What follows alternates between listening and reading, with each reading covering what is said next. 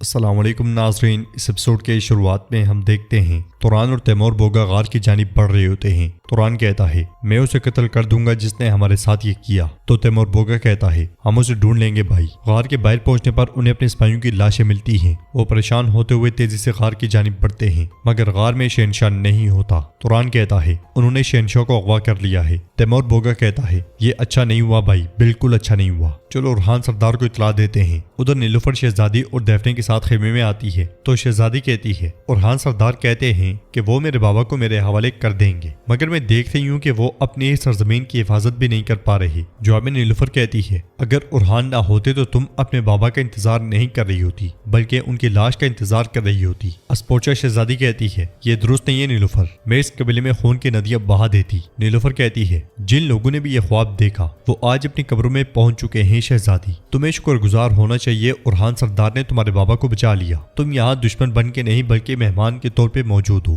میں تم سے عشائیے پہ ملاقات کروں گی۔ یہ کہتے ساتھ ہی نیلوفر چلی جاتی ہے اور شہزادی کہتی ہے محبت کے شووروں کی وجہ سے ہمارا کن لوگوں سے واسطہ پڑ رہا ہے ذرا دیکھو۔ پھر دیفنے سے کہتی ہے تمہاری بہن ارحان کے جال میں آنے والی ایک احمق ہے، تو دیفنے اسے کہتی ہے ارحان تمہارے گمان سے کہیں زیادہ خطرناک ہے، وہ آہستہ آہستہ ہمارے سب لوگوں کو اپنی طرف کھینچ رہا ہے، بالکل میری بہن کی طرح۔ اسپوچے کہتی ہے میں یہاں اپنے بابا کے لیے آئی ہوں دیفنے، میں انہیں لے کر جاؤں گی اور اس کے بعد ارحان سے اس کے تمام گستاخیوں کا حساب لوں گی۔ یہ سن کے دیفنے بہت خوش ہوتی ہے۔ ادھر فاطمہ حلیمہ کے ساتھ خیمے میں داخل ہوتی ہے، پیچھے پیچھے ملون خاتون بھی آ جاتی ہیں اور حال احوال جاننے کے بعد پوچھتی ہیں وہ تاجر کون تھا فاطمہ؟ جواب میں فاطمہ کہتی ہے میں نے آپ کو بتایا تھا، اس بارے میں اور کچھ نہیں جانتی۔ ملون خاتون کہتی ہے کیا وہ شخص تم سے محبت کرتا ہے؟ ایک تاجر آخر کیوں اپنی جان خطرے میں ڈال کر اتنے سارے سلوبیوں کے مقابلے میں کھڑا ہوگا؟ فاطمہ کہتی ہے ماں نہیں، آپ نے ایسی بات کیوں کہی؟ اس نے یہ سب اپنا قرض چکانے کے لیے کیا ہوگا۔ ملون خاتون کہتی ہے میں تمہاری ماں ہوں، مجھے تمہارے دل کا حال صاف نظر آتا ہے،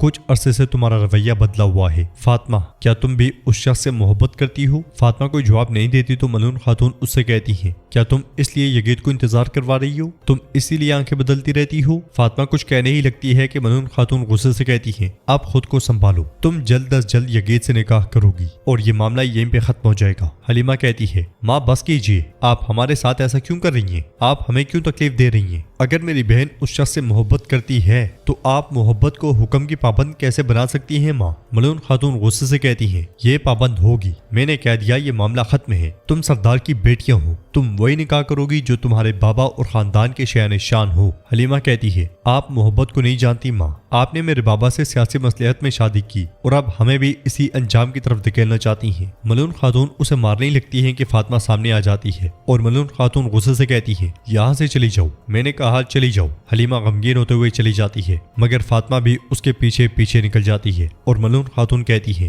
تم اس بوجھ کو نہیں اٹھا سکتی جو میں اٹھائے ہوئے ہوں، تم اس غم کو نہیں دیکھ سکتی جو میرے دل میں ہے، تمہارے لیے یہ سب آسان ہے۔ یہ کہتے ساتھ ہی وہ غمگین ہوتے ہوئے بیٹھ جاتی ہیں اور مزید کہتی ہیں میری بیٹیوں تم اپنے دلوں میں ناممکن محبت کی چنگاریاں بسائے ہوئے ہو، وہ چنگاری ایک دن تمہیں شعلوں میں جلا دے گی، میں تو بس تمہیں ان شعلوں سے بچانا چاہتی ہوں۔ ادھر ارحان نیلوفر کے ساتھ موجود ہوتا ہے۔ ارحان نیلوفر کو پریشان دیکھتے ہوئے پوچھتا ہے تمہیں کیا ہوا ہے؟ تمہارا چہرہ اتنا بجھا ہوا کیوں ہے؟ سوغوت میں دیفنے کے ساتھ جو کچھ ہوا اس وجہ سے؟ نیلوفر کہتی ہے وہ بھی وجہ ہے لیکن ایک اور بھی ہے، جیسے قسطنطنیہ کے لوگ ہمارے قبیلے میں امڑ آئے ہوں، یعنی نئے مہمان، اور پھر شہنشاہ کی بیٹی بھی ہے، میرا دل مطمئن نہیں ہے۔ ارحان کہتا ہے جو خود کو ہم سے برتر سمجھتے تھے آج وہ ہمارے رحم کے محتاج ہو چکے ہیں نیلوفر، بے چینی تو انہیں ہونی چاہیے۔ نیلوفر کہتی ہے ارحان آخر انجام کیا ہوگا؟ اگر یہ اتحاد مزید مشکلات لے آیا تو ارحان کہتا ہے ایسا نہیں ہوگا، جنگیں ہمیشہ تلوار سے نہیں اکثر سیاست سے بھی جیتی جاتی ہیں نیلوفر، میں بازنطینی کے گھریلو مسائل میں جلد مداخلت کروں گا۔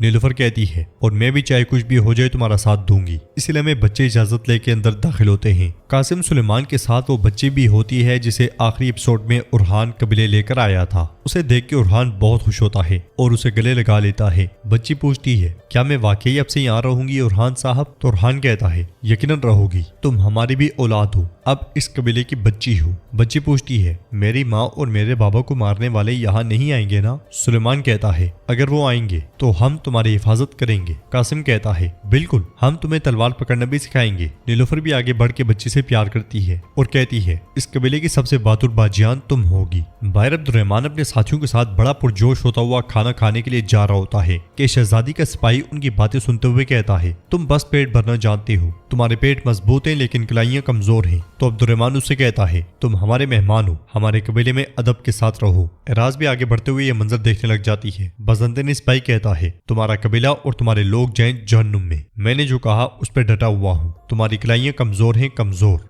जो इसके खिलाफ सोचता है मेरा सामना करे। वो आगे बढ़ता है तो अब्दुर्रहमान कहता है, हम तरबियत या लड़ाई से कभी गुरेज नहीं करते, चूंकि ये बात है तो अपनी महारत दिखाओ। वो हथियार अपने साथियों को देते हैं और लड़ाई में कूद पड़ते हैं। दोनों खूब जोर आजमाई करते हैं। दोनों तरफ के सिपाही अपने अपने साथी का हौसला बढ़ाते हैं।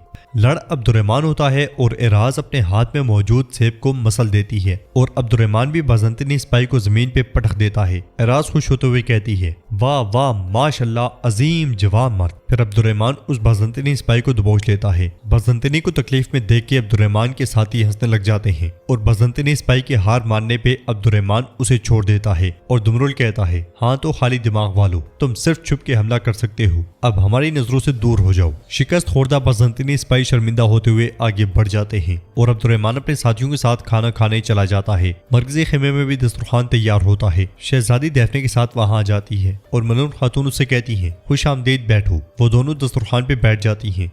नीलुफर को काम करता हुआ देखकर शहजादी कहती है, क्या कई सरदार की बीवी खिदमत कर रही है? ये ऐसी चीज है जो बजंतीन में कभी नहीं देखी गई। तो नीलुफर कहती है, मेरी खिदमत मेरे खानदान, मेरे बुजुर्गों और मेरे बच्चों के लिए है शहजादी। तुम दस्तरखान को सिर्फ पेट भरने की जगह समझती हो, लेकिन हमारा दस्तरखान दिलों को तकवीयत बख्शता है।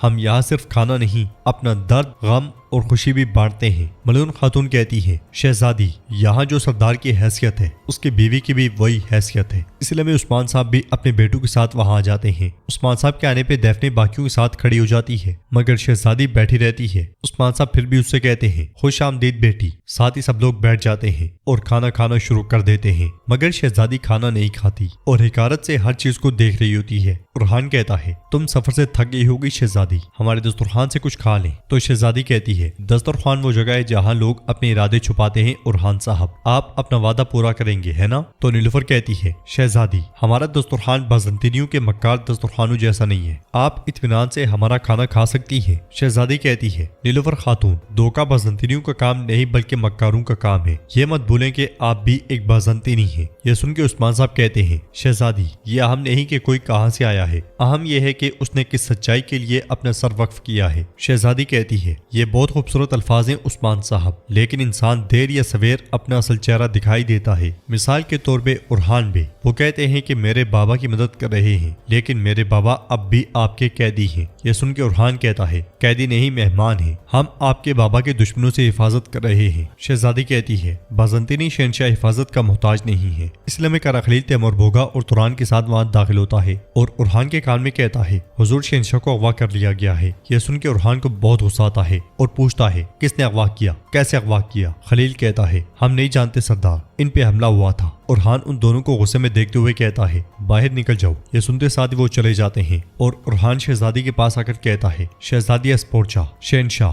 अगवा हो चुके हैं। शहजादी गुस्से से कहती है, कैदी हूँ या मेहमान, जो भी हो, तुमने अपना वादा पूरा नहीं किया, मेरे बाबा की हिफाजत नहीं कर सके। अगर उन्हें कुछ हुआ तो मैं तुम्हें और तुम्हारे कबीले को। उरहान गुस्से में बात करते हुए कहता है, मेरे कबीले और खेमे में अपनी आवाज और अल्फाज पर ध्यान दे शहजादी। शहजादी कहती है, तुम पर भरोसा करना मेरी गलती थी, ये मामला यहाँ खत्म नहीं होगा। ये कहते साथ ही शहजादी चली जाती है और दैफने भी उसके पीछे जाती है। बाहर पहुंचते साथ ही शहजादी चिल्लाते हुए कहती है, मेरा घोड़ा तैयार करो, हम जा रहे हैं। अंदर उस्मान साहब उरहान से कहते हैं, मेरे बहुत से दुश्मन रहे हैं, लेकिन कोई भी दुश्मन औरत जितना खतरनाक नहीं था, मोहतात रहना उरहान। बाहर दैफने नीलुफर से कहती है, उम्मीद है कि जंग शुरू नहीं होगी बाजी। ये कहते साथ ही वो नीलुफर से गले मिलती है और घोड़े पर सवार होने के बाद शहजादी के साथ रवाना हो जाती है। जाते जाते शहजादी कहती है, दुआ करें कि मैं अपने वालिद को सही सलामत इस सरजमीन से ले जाऊं, वरना रोम की आग हर जगह को जला के राख कर देगी। अब्दुर्रहमान दैफने से पूछता है, दैफने खातून, तुम कहाँ जा रही हो? तो दैफने कहती है, कुछ भी अच्छा नहीं हुआ, लेकिन ये अलविदा नहीं है, मैं आपसे दोबारा मिलना चाहूंगी। ये कहते साथ ही वो भी चली जाती है और नाज़रीन एपिसोड भी इख्तिताम पजीर होती है। वीडियो पसंद आए तो लाइक कर दें, शेयर कर दें, सब्सक्राइब नहीं किया हुआ तो सब्सक्राइब करने के साथ साथ घंटी वाले आइकन को दबाना मत भूलें। मिलते हैं इंशाल्लाह नेक्स्ट वीडियो में, तब तक के लिए रखें अपना और अपनों का बहुत ज्यादा ख्याल। अल्लाह निगहबान।